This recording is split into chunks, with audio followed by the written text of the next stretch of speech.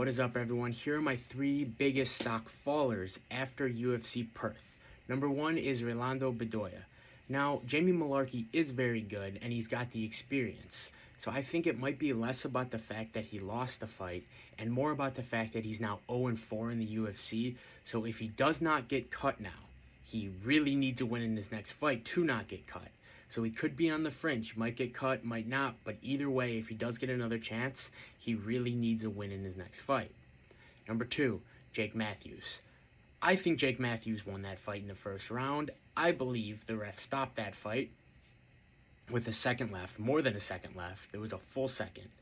So I think Jake Matthews should have gotten that first round submission win. Even though he didn't put Magny out, the ref stepped in my opinion. So that's very unfortunate for Jake Matthews. But he was the only Aussie to lose on the card, and it was a big spot. He was the biggest favorite on the card. He was winning. He was up 2-0, and then he lost in the third round. And so I think his stock dropped a little bit there. And number three, Dominick Reyes.